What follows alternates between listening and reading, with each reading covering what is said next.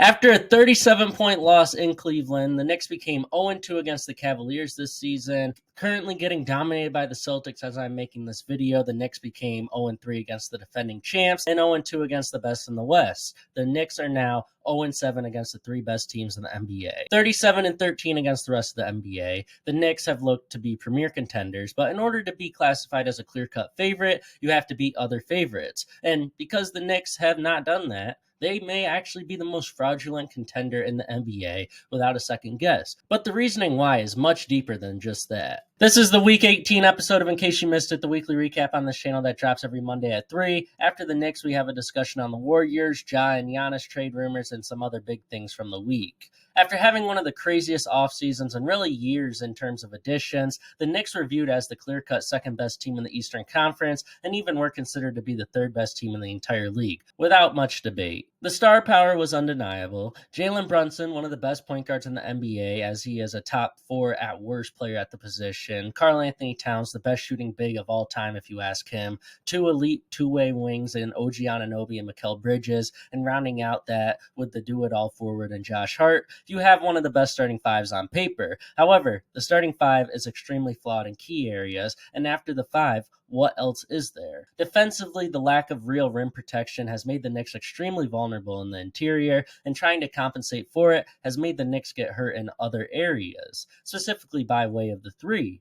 Against top teams specifically, the Knicks are getting blown out, and in those 7 games, only one loss has been in single digits, the home loss against Cleveland in October. In those games, they have only scored 105 points while shooting 45% from the field and 32% from 3. Comparing it to their season numbers, they score 118 a night while shooting almost 5% better on both field goal percent and three-point percentage. What is happening? Simple. The defense that dominates inferior teams cannot handle quality teams, and all the points they generate from their defense go completely away as good teams exploit the hell out of them.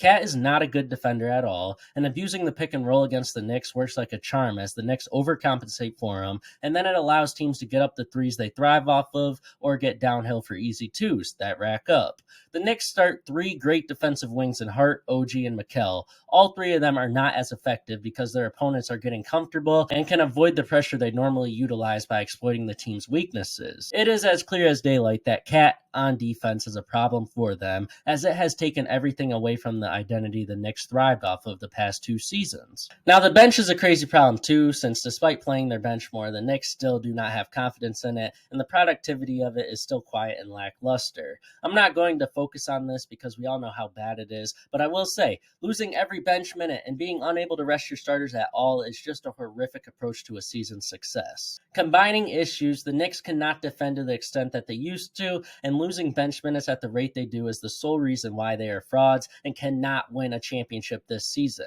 Boston and Cleveland will destroy them, and if they match up with a team that understands how to exploit their deficiencies, the season could be over much sooner. Indiana sent them home last season, and as much as injuries factored into that, I can't see a world where the Knicks can handle them easily, as now the high-flying offense they struggled with as a top defense is better, while the Knicks defense is much worse. Not a recipe for success. I think their first-round matchup will be easy unless they face a fully healthy Milwaukee team, and if the Knicks get injured, we already know they're cooked since they only have 5 players they trust. And if any team has the right game plans in place to beat New York, they almost certainly will have a field day with the Knicks team, as the deficiencies are allowed.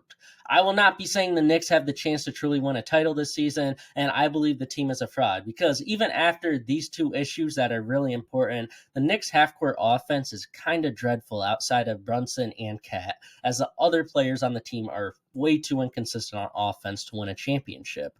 The three-point shooting fluctuates too much, and they don't have consistent 2-point baskets that you would love to thrive on and keep yourself in a game. So yes, I'm worried about this New York Knicks team, and I don't think they can win an NBA championship this season, and they are a fraudulent contender. Jimmy Butler in Golden State has been an amazing scene for the Warriors, as the team is 4-1 with Jimmy now, and there's real questions about whether or not the Warriors are back.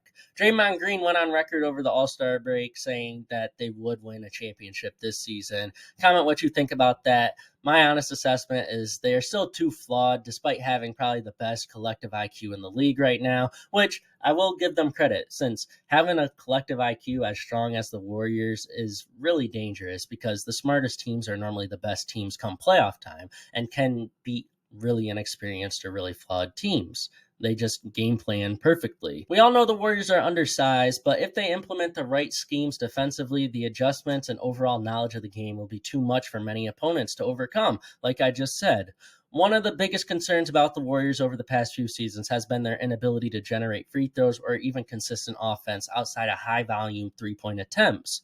There has obviously been a drastic change in that with Jimmy so far, and I look at Golden State and I'm just going to say their only flaw is size, but they have such a high IQ that they're going to be able to compensate for it right now. Now, certain matchups, that won't happen. So to answer the common question going around the media right now of how good the Warriors are now, my answer is they are a team that can make the conference finals if the path is perfect. They would have a field day with Sacramento, Phoenix, Minnesota, and maybe even Memphis right now. Yes, I think they would handle Memphis pretty well. Both LA teams are difficult to say yes or no to right now. Same case with Houston and Dallas. Denver and OKC, though, would be horrible matchups for the Warriors. So if they can avoid those two, I think a conference finals run would be doable. Let's just say doable. Ideally, the pathway the Warriors need is first Denver to fall to the 4th seed, then Golden State to finish either 6th or 7th in the West, match up with the Grizzlies round 1, play the Rockets round 2, and then make their way to OKC.